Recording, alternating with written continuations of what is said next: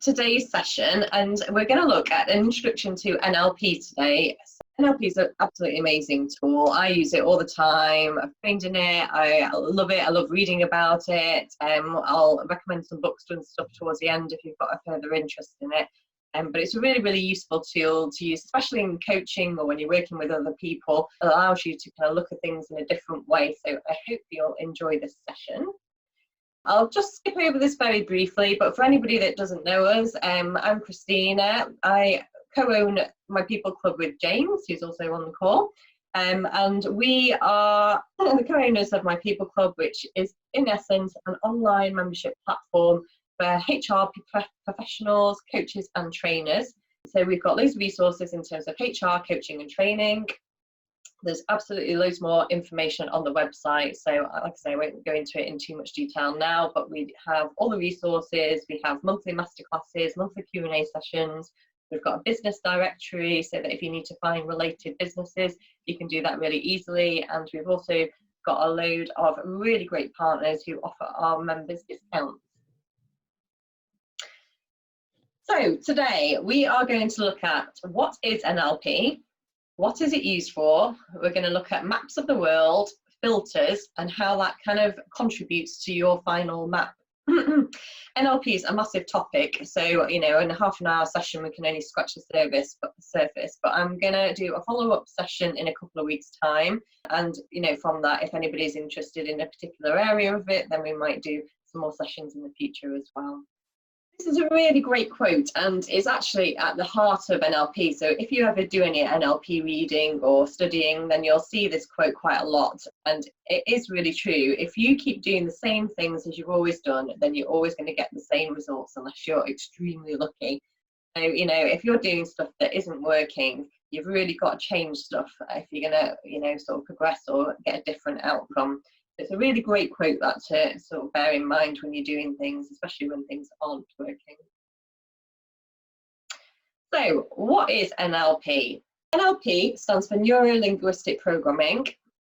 And in essence, the neuro refers to our nervous system and our brains. It's all about what goes on in our heads. We've got two sides of the brain, as you may or may not be aware, but you've got your left side, which is generally the sort of logical and analytical side. And then you've got your right side, which is the creative side. And this side allows us to be intuitive, creative, and also recognize patterns and things like that. We've also got another two aspects of the brain, which you may or may not have heard about, and that's your conscious mind and your subconscious mind. So conscious mind is aligned with the left side of the brain, so it's stuff that we're consciously aware of. Again, it might be the logical side, the things that we recognize, and the subconscious is the stuff that we just do without even noticing. So breathing, digesting our food, our subconscious programs that we run. When we start digging into our behaviors and why we do, we often go back into childhood and we recognize patterns or things that have set us off in some way. All that's linked to the subconscious mind. Yeah, subconscious mind, sorry. Subconscious or unconscious, depending on how you want to say it. So yeah, the subconscious and the unconscious mind run all our bodily functions. Our conscious mind, and you'll have heard this before, our conscious mind can only deal with a certain amount of information at any one time, and we'll talk about that in a little while as well. But, and it varies from things you'll read. Some people will say 5, some people 7, some people say 9, but I think it's widely recognised that your brain, your conscious brain, can only deal with between 5 and 9 pieces of information at any one time. Everything else gets deleted, erased, or you don't really notice it, and we'll talk about that and why we do that in a little while. So moving on, linguistic is all about our language, how we communicate and interpret things. So it's like how we write, how we speak, what words we use, how we say our words, the tone of our voice, volume, pace, pitch. It'll also include things like body language, images, sounds, and all your things, your kinesthetic things, so how you feel, how you touch, how you smell, and uses all of our senses. When we talk about communication, and we've done communication lunchtime learns as well, so it's great if you want to have a look at those and have a look in more detail. But when we communicate, it's often not about what we say, it's about how the other person receives the information. And good communication is when the other person receives the information in the way in which we intended it to be. It's not always what you say, but it's the way you say it. So I could say to you, hey, how you doing?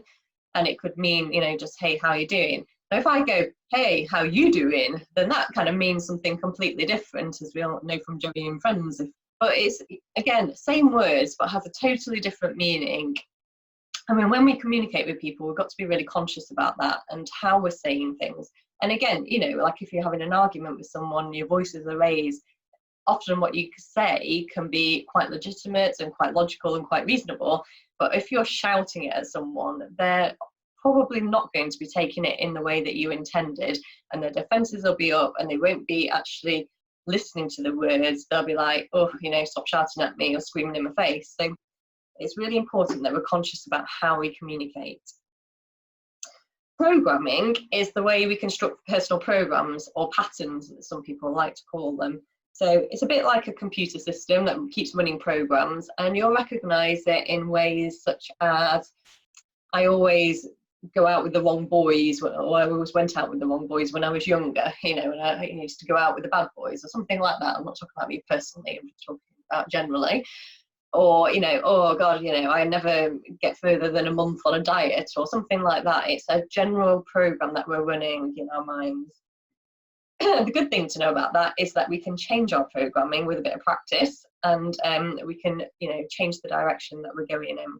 So if we move on then, and we'll look at some of this in a little bit more detail.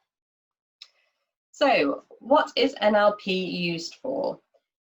NLP is used for loads of different things, but it's really good at helping us understand behaviours, whether it's our own or whether we're doing it in coaching, we're trying to understand somebody else's behaviours. It allows us to dig really deep. It allows us to get under the conscious and into the subconscious mind, and really look at what's driving some of our behaviours. It's used for modelling successful behaviours. So what you'll find in NLP, they might, if you're being coached and people are using NLP with you, they might say to you, of somebody who behaves in a particular way that you really look up to, or you really would like to emulate. So, if I thought of someone, I might think, oh, Michelle Obama, she's, really together, very down to earth, she's very confident when she speaks, she can speak to thousands and thousands of people, which I would be very nervous to do. I would really like to emulate her. And then they'll dig deep into, well, what behaviours is she doing? You'll do visualization exercises where you really put yourself into that person and feel how they feel, and do all these different exercises, which will really help start to change the way you think about something. And the really good thing about this is, once we understand our own behaviours, and we know the behaviours that we want to get to or we want to achieve, then we can put steps in place to achieve them. So we're going to talk a little bit here about map of the world. And I don't know if that's a term that anybody's ever heard of before, but I'll explain it a little bit more now. And, if you ever do read an NLP or get into an NLP in any way, you'll hear this quite a lot, because it's the sort of basis of everything. So we all have a map of the world. Our childhoods and our upbringing help form that map of the world. Our maps will guide all our thoughts and actions. So once we have that map of the world, our experiences will, create the basis from how we go on and do other things in our lives. So maps of the world, and again, I've talked about this in a different session. So I'm sorry if anybody's been on there and I'm repeating myself, but I'll explain this example again because it's quite an easy example to understand. So if I grew up in a family where my father was a policeman, for example, and I probably would have grown up with, the police are there to protect you, they're, upstanding citizens, they do really good work, all these types of thoughts and experiences. Now, if I grew up the child of a gangster, then I probably have quite a different meaning and attachment to what I think about the police. They're there, someone to be avoided, we want to get one over them, we'll end up in prison, all that sort of stuff. So just from that one little example, you can see how two children of, a policeman and a gangster might think very differently about the police force, which is just the same thing. So The police force is a static thing in the middle, and it's all the different views which are based on how we've been brought up, or things our family have told us, our peers, our friends, and that will help create your map of the world. Again, we talked about the fact that our minds can only deal with between 5 and 9 pieces of information at once, and then a lot of that will depend on your mood, how you're feeling, as to what you notice. So we're going to discuss this more in filters now. So as part of our map of the world, we have filters. And these filters generally come in 3 areas. So deletion, distortion, and generalization. So if you think that we can only take in between 5 and 9 pieces of information, and we've got thousands of pieces of information coming to us at any one time, if I sit here now, I can hear my laptop whirring, I can see the sort of window in the sun, I can see through, I've got a big glass window in front of me, so I can see all the things that are going on outside of that. And then obviously I'm very aware that even though I can't see you, I've got people on this call. So, and that's just what I'm kind of noticing. If I look a bit further, that's my immediate noticing. If I look a bit further, I can see, my partner's midlife crisis with skateboards on the wall is collected from 80s, guitars, the TV, so the more I broaden my view, the more I kind of notice, and see what's going on around me. We would explode if we took in all the information that was coming in at us at any one time, which is why we only take in, like say, anywhere between 5 and 9 pieces of information. Another really, really simple example, if I got mugged by someone, I would notice certain things, but I might not notice the colour of the shoes that they were wearing, for example, or how they were dressed. I might just delete that because actually I was more worried about my life at the time. So we delete information that our subconscious brain doesn't think is important at that moment in time. And the good thing about knowing that people delete information is actually when you're talking to someone, or if you have a conversation where you were with somebody at at an event or a concert or whatever it might be, and they didn't remember the same, it's not because they are any less intelligent or remember less, or that they weren't paying attention necessarily, even though that might be the case. It could be just that actually that was part of the stuff that they deleted around them at that moment in time, because their brain didn't consider it to be important, or there was something else going on that had their focus.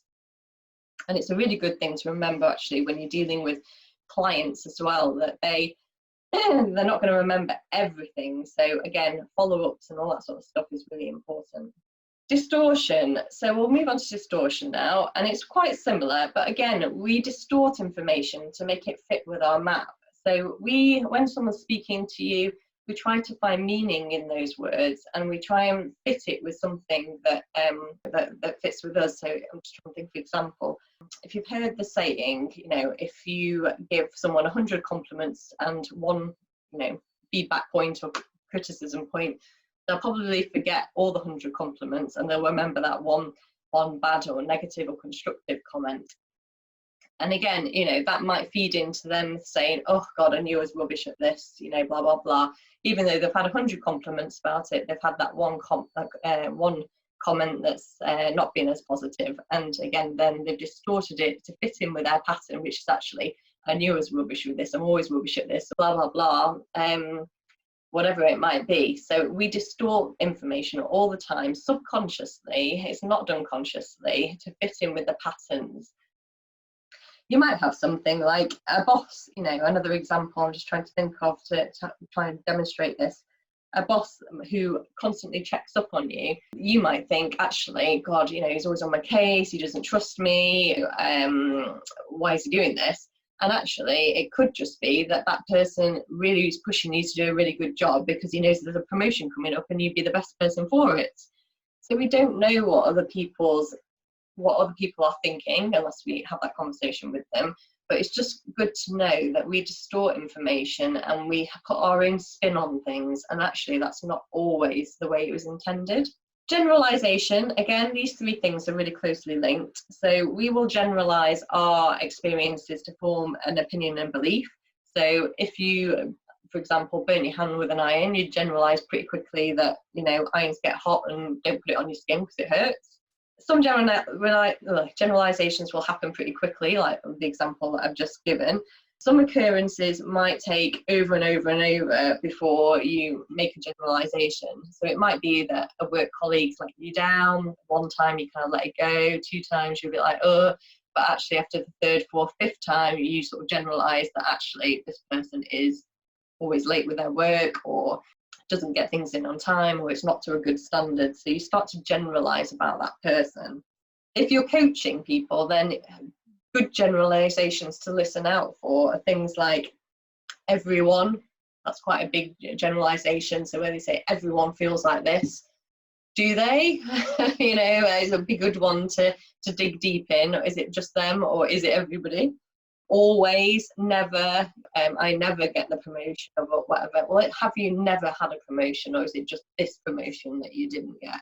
So it's really good as a coach, if you are coaching people, to listen out to for words like that. Sweeping statements, so things like, I'm useless at spreadsheets. Am I useless at spreadsheets, or is it just because I can't do a pivot table?